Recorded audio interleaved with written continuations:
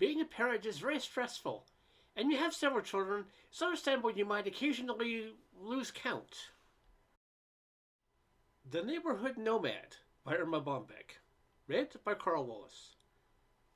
My husband put down his paper at breakfast one morning and said, "How many children do we have?" "3," I answered quickly. "Then how come we have 4 children at breakfast every morning and at dinner each evening?" I put down the cereal box and studied each one carefully. There was no mistaking the one boy. Had my husband's eyes, and the girls definitely had my coloring, but the other 2 could have been phoned in. "There's only one way to settle it," says my husband. "With real bombecks, please stand up." They exchanged sheepish glances, the chairs scraped, and they started to get up, then sat down, and finally 3 got to their feet. We all looked at Kenny, who sat there staring at a piece of dry toast.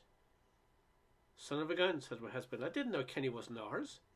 And I just apologized to him yesterday for not spending more time with him. How do you think I feel?" I snarled. "I just got him toilet trained." When we pressed for details, it seems a little over a year ago, Kenny had wandered our house to use the bathroom, liked it, and sort of hung around. "How did you know where your bathroom was?" I asked.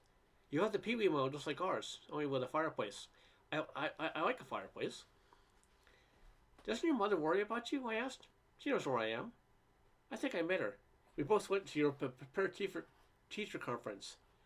At the time, he thought it was being a little pushy when she wanted to see your tennis record." I went to the phone and dialed Kenny's mother. "Mrs. Wick," I said, "I'm bringing Kenny home." "Who?" she asked. "Kenny, your son." "Has he been acting up?" she asked. "No, I just feel Kenny's been with us too long."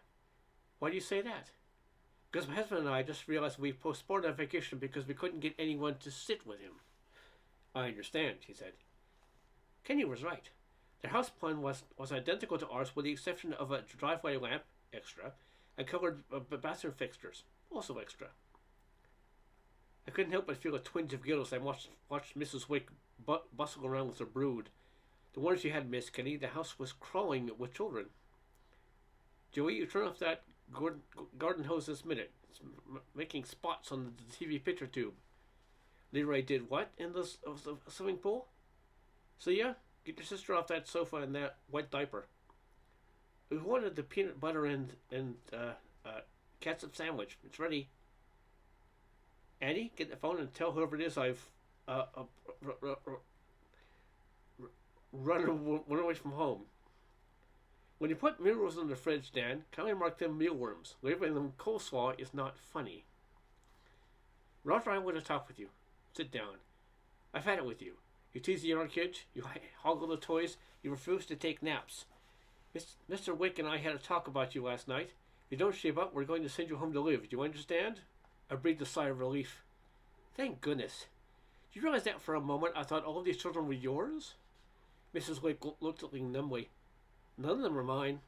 Kitty's an only child. Some of these children are lost, strayed, or just plain bored at home. They wander in as just sort of blend with surroundings. Kenny just said to me one day, 'I hate crowds,' and wandered over to your house." "How did you know where he was?" I asked. She shrugged. "I saw him pictured with your family on your Christmas card." "How does he get so confused?" I mused. "I don't know," she said tiredly.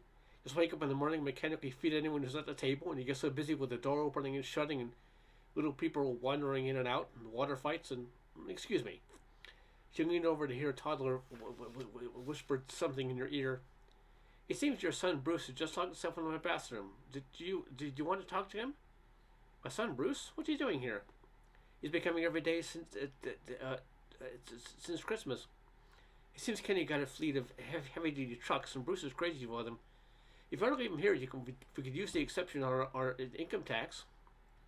"No, I'll take him home." Later, I lifted the phone to call my husband. "Hey, guess who's coming to dinner? Remember the little kid who looks like your mother?" The end.